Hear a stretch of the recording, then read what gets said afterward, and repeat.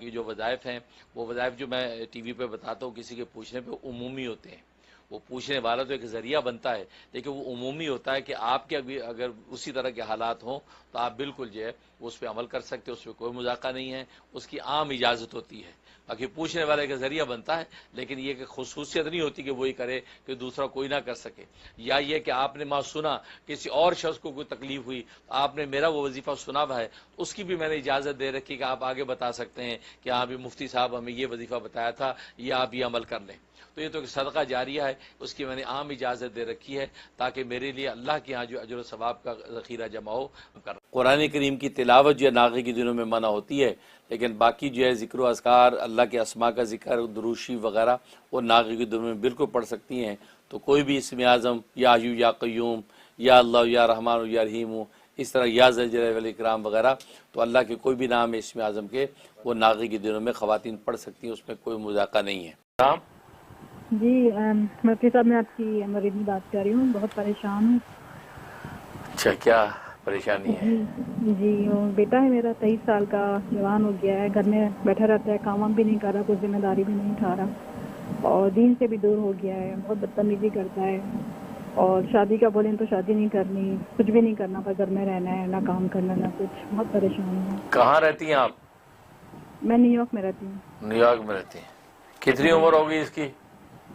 یہ 23 سال کا ہے. 23 سال کا, ٹھیک ہے, بہت شکریہ بہت شکریہ. دیکھیں جی, نیو یارک کے اندر بچہ 23 سال کا ہے, نہ کام کرتا ہے, ہیں وہ کہتے ہیں کہ کامدہ نہ قاعدہ دشمن اناجدہ, یہ وہ ہوا کھڑا ہے, تو مطلب ہے, اور آپ اس کو پال رہی ہیں, تو آپ اس کو کک آؤٹ کر رہے ہیں, گھر سے باہر نکالیں. اب نیو یارک میں بیٹھ کے آپ یہ پریشان ہو رہی ہیں کہ کرتا کچھ نہیں ہے, اور 23 سال کا تو آپ بچہ آپ کی طاقت ہونا چاہیے. 23 سال کا بچہ ماں باپ کی قوت بننے کے بجائے ماں باپ کی کمزوری بنا ہوا ہے, اور آپ جو وہ ماں پریشان ہے کہ 23 سال کا جوان بچہ جو گھر میں پڑا ہے, نہ کام کرتا ہے, نہ پڑھتا ہے, نہ جو ہے وہ گھر سے بھی نکلتا نہیں ہے.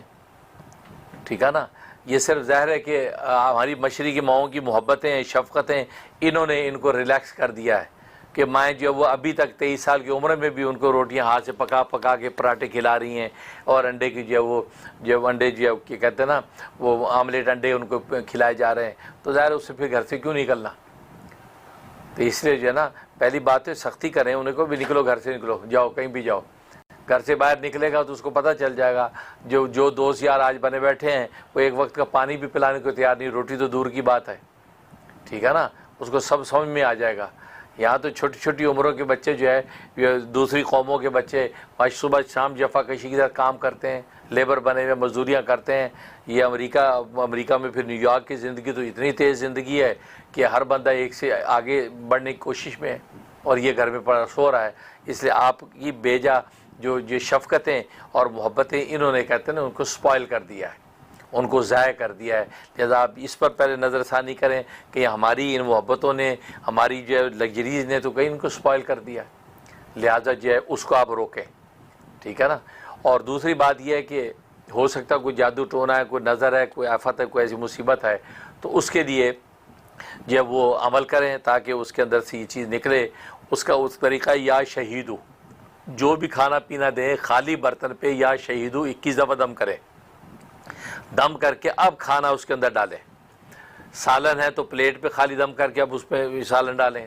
ٹھیک ہے, پانی ہے تو خالی گلاس پہ دم کر کے اب اس میں پانی بھر کے اس کو دیں. تو یا شہیدو, تو یہ 71 ڈیز آپ نے پابندی سے کرنا ہے. اور تیسرا جو صورت آل عمران آیت نمبر